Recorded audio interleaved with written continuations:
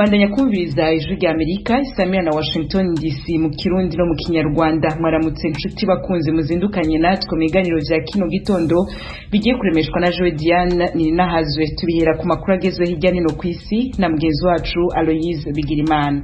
Urakoze Diane. Turahera mu yavugwa muri Israeli na Palestina. Uguhagarika imigwano hagati ya Israeli n'umuhari Hamas ugenzura igisagara ca Gaza kwatanguye gushigwa mu ngiro mu gaturuturu ko kuri uyu musi wa gatanu nyuma y'imisi 11 y'ibitero by'indege za Israeli ku banye-Palestina hamwe n'ivyavuye i Gaza bitumbera muri Israeli. Uguhimbaza akanyamuneza kuko guhagarika intambara kumvikanye mu mabarabara y'Igaza haciye iminota bishizwe mu ngiro nk'uko abamenyesha makuru b'itorokanzo ry'amakuru y'Abafaransa AFP babivuze. Igihugu ca Misiri nico cafashije kumvikanisha izo mpande zibiri. Perezida wa Leta Zunze za Amerika Joe Biden nawe arashima uko kumvikana.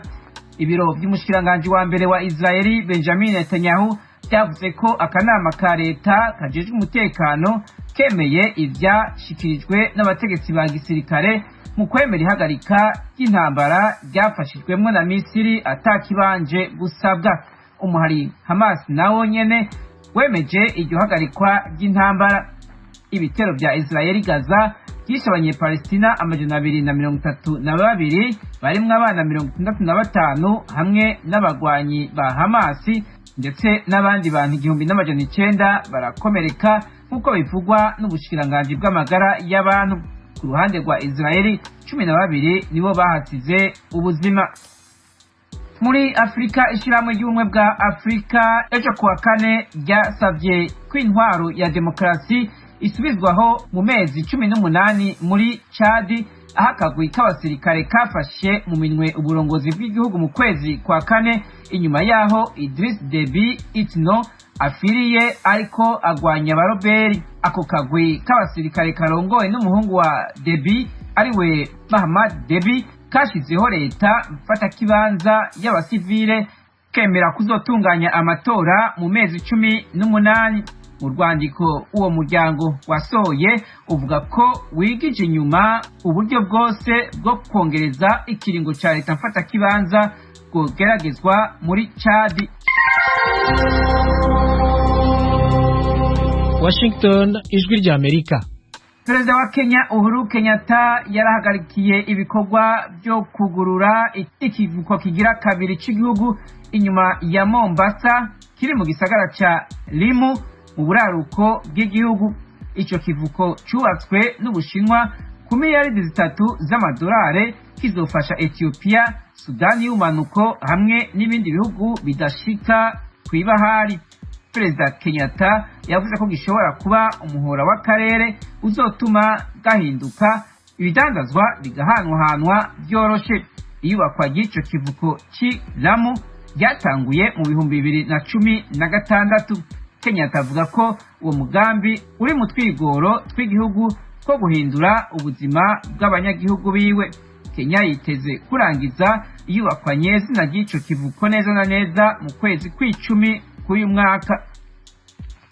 Abategetsi muri Guatemala ni muri Amerika y'Epfo ejo ku munsi wa kane bavuze ko abantu bashika 7 aribo bapfuye inyuma yo gutana mu mitwe kwabaye hagati y'imigwi idacana uwaka y'abanyororo mu ibohero rya leta ya Quetzaltenango mu burengero bw'igihugu. Umuyobozi w'amabohero muri Guatemala Luis Rodolfo Escobar yabwiye amenshi makuru ko iyo migumuko yatanguye ku munsi wa gatatu mu gisagara ca Cantel kiri ku birometero hafi 205 mu burengero bw'umugwa mukuru Guatemala City. Imbarutso y'ubwo bwicanyi yabaye igihe umugumwe umenyeye ko umugore w'umwe mu wundi mugwi yishwe. Igipolisi kivuga ko 6 mu bapfuye baciwe imitwe muri iryo bohero.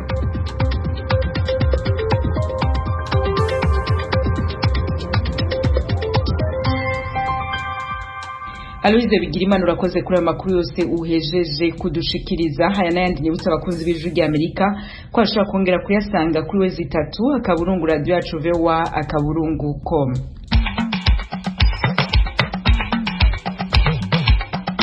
Inshuti bakunzi b'Ijwi ry'Amerika nongere ndabashimire ko mubandanya kumva Ijwi ry'Amerika isamira na Washington DC mu Kirundi no mu Kinyarwanda. Mu Burundi muriko mutwumva ku mirongo migufi ya shortwave kuri metero 25, 31 na 41. Mu Rwanda turi kuri FM 104 n'ibice bitatu ya radio Ijwi ry'Amerika no kuri FM 88 n'ibice bitatu ya radio Inshuti ya bose. Incamake y'amakuru avugwa mu karere k'ibiyaga bigari tubafitiye ubu naho. Impunzi z'abarundi zigera ku 1,400 nizo zigiye kuza ziratahukanwa mu gihugu cabo kundwi zivanywe mu gihugu ca Tanzania. Mu gihe impande zerwa n'ibikorwa vyo kubatahukana zemeza ko abazotahukanwa ku bushake bwabo, bamwe mu barundi bahungiye muri Tanzania bavuga ko baburabuzwa kugira ngo bate bomoke. Banyuruzwa mu ijoro kugeza naho byamenyekanye rero ko hariho na bamwe muri bo batwagwa mu Burundi. Muri abo bose barenga 90 baburiwe irengero, harimo abishwe ko nivyo, ariko harimo n'abashobora kuba barashikanye mu Burundi n'abo bagifungiwe mu gihugu ca Tanzania. Uyu ni Leopold Rosharangabo icegera c'utwara ishirahamwe CBDH Vicar rivugira abarundi bahungiye muri Tanzania. Mu Rwanda naho muri make gisata kiburanisha ivyaha mpuzamakungu na ndengerambibe muri sentare nkuru carayegejeje kumviriza abaregwa muri dosiye ya Paul Rusesabagina uko ari 20. Aya makuru yose duce ku masonga turarambura mu kanya isase mu bihagufi y'amaradiyo yanyu.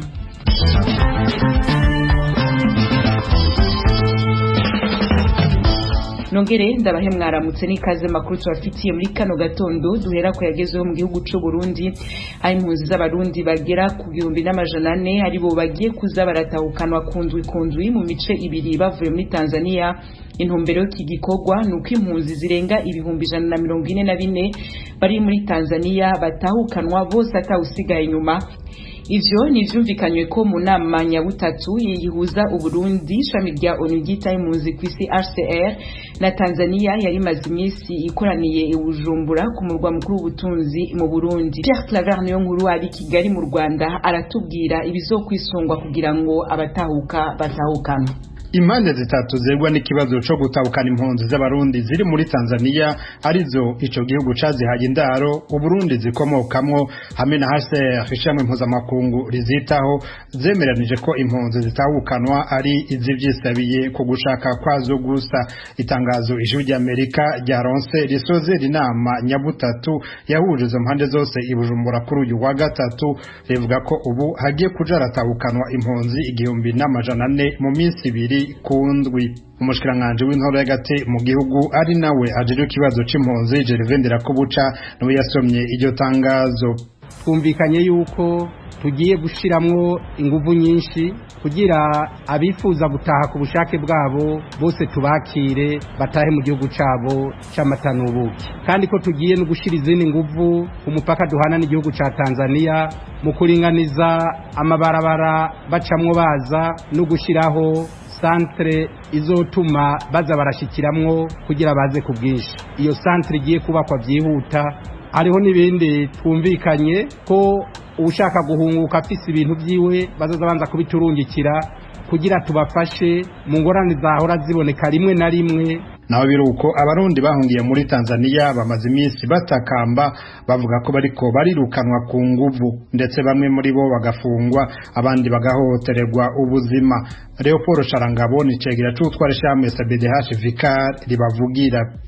Banyuruzwa mu ijoro kugeza naho byamenyekanye rero ko hariho na bamwe muri bo batwagwa mu Burundi. Binatwereka ko kandi ko no muri abo bose barenga 90 baburiwe irengero, harimo abishwe ko nivyo, ariko harimo n'abashobora kuba barashikanye mu Burundi n'abo bagifungiwe mu gihugu ca Tanzania. N'ishami HCR ryita impunzi kw'isi riremeza ko mu gutabukana impunzi z'abarundi ziri muri Tanzania kirimo agahaze. Kuri mikro y'Ijwi ry'Amerika Filippo Grandi atwara HCR kw'isi aheruka guhamagarira ico gihugu kurabira akarorero ku gihugu c'u Rwanda mu gutahukana mu bwigenge impunzi. Je pense qu'il faut regarder comment c'était au Rwanda. Ati nibaza ko akarorero keza ari ingene zigenda mu gihugu c'u Rwanda. Abantu nibo bisabira gutahuka, hose bibwirizwa kugenda gutyo. Muri Tanzania turacafise ikibazo gikomeye, ariko murazi ko hari ubutegetsi bushasha. Ubu turiko turabiganira ko kugira ngo itahukanwa ry'impunzi z'abarundi rigende neza. Twizeye ko ibiganiro turimwo bizotorera inyishu ico kibazo co gutahukana mwituze impunzi. Sur la manière dans laquelle le rapatriement est géré. Aha uwaserukiye igihugu ca Tanzania muri iyo nama nyabutatu arabihakana. George Boniface Simbachawene yamenyesheje ko utahukanwa wese aba ari uwavyisabiye ku gatwe kiwe. Ku kibazo c'abafungwa canke boba bahohoterwa, uwo mushikiranganje w'intoro y'agati mu gihugu yemeje ko ayo makuru atayo afise, ariko ko hamwe hoba hari wakoze icaha kanaka ahanwa nk'uwundi mu Tanzania wese hisunzwe amategeko. Kuri we icifuzo ca Tanzania nuko impunzi zirenga ibihumbi 144 z'abarundi zitahukanwa zose. Ati ico twifuza nuko leta y'u Burundi yofatwa bimwe biboneka muri uwo mugambi, haba mu nyubako n'ibindi bikenewe kugira ngo impunzi zose zitahuke. Twebwe twari twarabakiriye basaba ubuhungiro kuko n'uburenganzira bwabo, n'ubunyene n'uburenganzira bw'izo mpunzi guhunguka, cane cane iyo icatumye bahunga kitakiriho. Muri yo nama yabereye i Bujumbura, utwara HCR mu Burundi Abdul Karim wewe yifuza ko abatahutse bofashwa mu gusubira mu buzima busanzwe. Ati no kumenya ko ubutahuka kw'impunzi ari intango y'urugendo rurerure abatanguye mu buzima busanzwe. Mu gihe hadashizwe inguvu mu gushigikira izo mpunzi mu buryo buboneka, bashobora no kugira ingorane ziruta izo barimo mu buhungiro.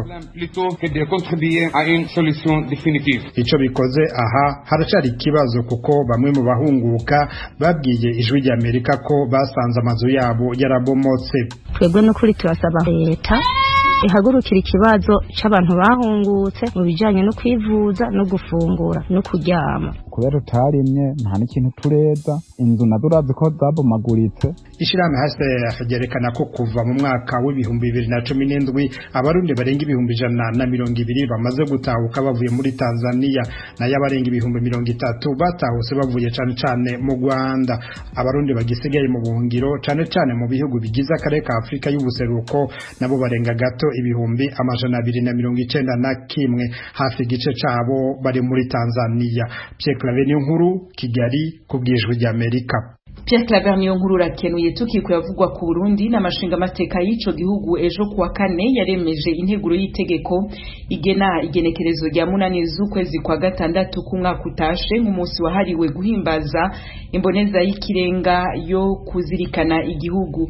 Iri teka muribuka ko ryatewe uwahoze arongoye u Burundi muhisi Pierre Nkurunziza yasezeye isi kuri iyo tariki ya 8 nyene mu mwaka wa 2020. Mu bagize n'amashinga amateka y'u Burundi abatoye nteguro yemeza uwo munsi ni bice 76 birenga, mu gihe abagiyamirije barenga ibice 23 bagizwe nabo mu mugambwe SNL utavuga rumwe n'ubutegetsi. Reka ibindi tubaze mugenzi wacu Eloge Urikaneza. Muri aya makoraniro mu Kigobe mu buraruko bwa Bujumbura mu mukuru w'ubutunzi nta mpari nyinshi zahabaye kuko umugambwe CNDD-FDD uri ku butegetsi wiganze inama nshinga amateka. Kwabaye nko guhezagira gusa abashinga amateka bake umugambwe SNL utavuga rumwe n'ubutegetsi hakaba ari bo berekanye amakenga. Umushinga amateka Jean Claude Nimubona asanga imvo nyamukuru Pierre Nkurunziza yoshirwa hejuru y'izindi ntwari ariko yarwanije amacakubiri. Yadusigiye ibikorwa by'urukundo yadukoreye kuva ndetse akijya Arusha yashitabanya n'abandi barihariye ibintu bijyanye n'iby'ubwoko, aho wasanga hari imigwi y'amagezi z'ijedi ariko agenda yashitse abihagarika ndetse atwariyeho yashitse agwanya biboneka utugwizo na turiya tuyitirira amoko gushikaho n'imigambwe hano mu gihugu hariya yari hari ifatiye Mugaba Gatongo wasa twara umugambwe SNL wabona ko kino cubahiro kidakwiye guhabwa umuntu atakiriho kubera impamvu asigura. Ikice cyo kide supreme umuntu atakiriho no mumenga biragoye. Uyu munsi ko uwari Perezida Nkurunziza atakiriho yoguma ari yite gute. Igira kabiri nibaza yuko iri tegeko rirafise agahati. Turavye ukuntu byaje kimini kubera yuko les circonstances peut-être zari zimeze uko. La constitution qui a été abolie yarapeza yuko les archers d'État baca baba senateri hafi iyo disposition rero imaze kudisparesa muri constitution actuelle hanyuma rero Burundi bakavuga jewe ubusi nitoza ni nkaho haci haba ikibazo none acariki ariko Martin Izabandi yabaye umushikanganje ku ntwaro ya Nkurunziza ategura ahubwo ko harengeranye ko yubahishwa twarakuru yitwaye ibikorwa yerekanye kunu yabayeho kunyanyagirishije abarundi atari byari byo kuvuga ku murongo byari byo gushira mu ngiro ikaboneka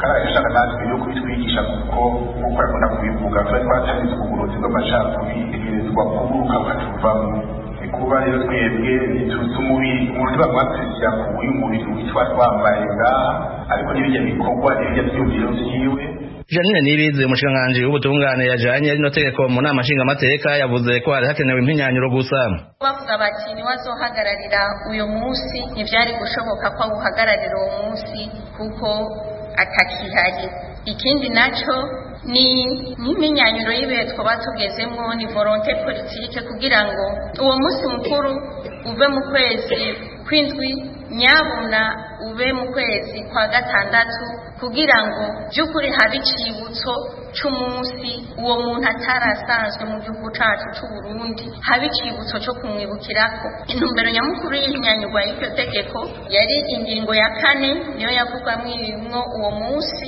ikongera ikavugwamwo uhagararira uyo munsi Iruhande y'uwo munsi wamuhariwe buri mwaka bamwe mu bashinga amateka nka Suavisi Habona Rugira bifuza ko no mu bigo by'urwaruka ubuzima bwarandanya kwigendera Nkurunziza bwo kwigishwa n'umuntu yakunda kwigisha urwaruka cyane uba rero gushiraho muri izo sanze jeune umunsi ubwo rwaruka rutera amakumviriza impanuro yagenda atanga kugira ngo by'ukuri urwaruka rwacu rufatire ko karoro kuko yari icyitegererezo Nkurunziza yabaye umukuru w'igihugu wa mbere wo mu bwoko bw'abahutu yatwaye ikiringo kirekire mu Burundi nubwo imyaka 5 ya nyuma yayisomeranye induru zivuga batavuga rumwe na CNDD-FDD bakamwagiriza ko yihagira ikindi kiringo c'imyaka 5 atari yemerewe hejuru y'imyaka 10 yari amaze arongora Burundi yabushikanywe ko n'amasezerano ya Arusha uwo mugabo yari yavukiye muri commune Mumba intara ya Ngozi mu buraruko mu 1964 ariko nawe yashengeye amezi 2 imbere yuko asozera ico kiringo yari yaraharaniye n'abazungu bakabazungereza inyuma yo gusimbirikwa ry'ubutegetsi kwa 13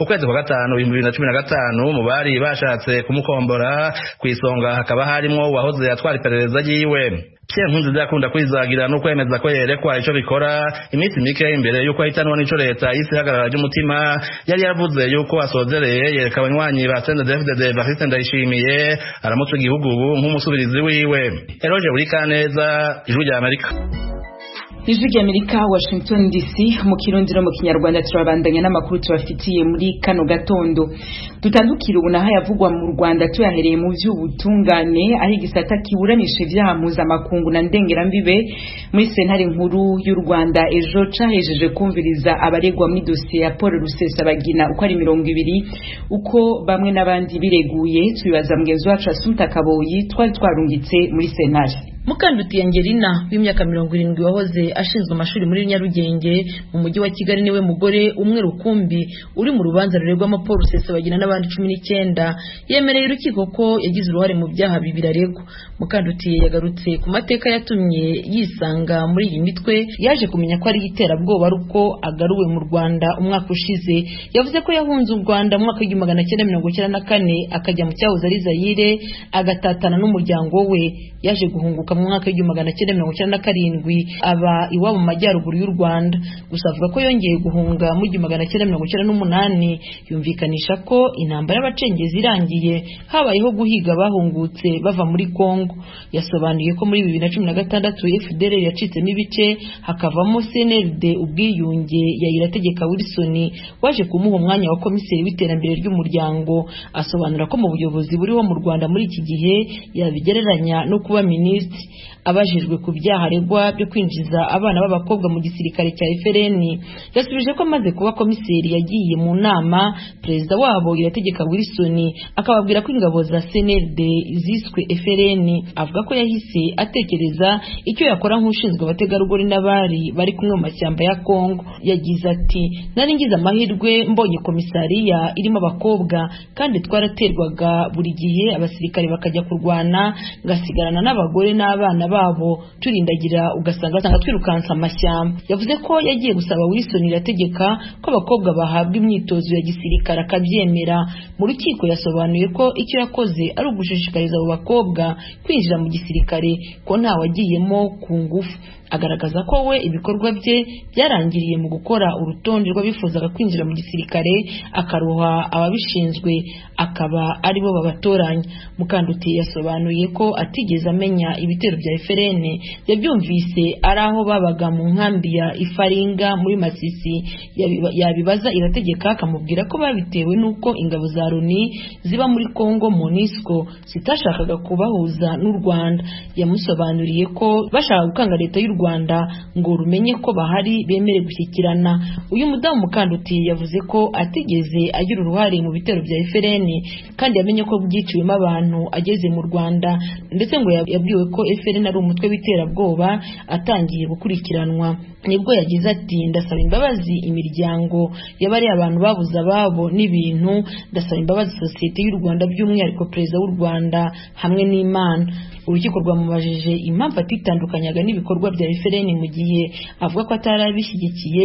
We yagize ati nari kuhava njya hehe ko uwo narinzi ari izo mpunzi, nemeye kubana nabo turi kumwe dutegereje uko bizagenda. Yavuze ko ibitera inkambi yabo yagabweho byatumye bahunga bava i Masisi muri Kivu ya ruguru bagera muri Kivu y'epfo, nyuma bacyurwa mu Rwanda aho yageze agafatwa gafungwa.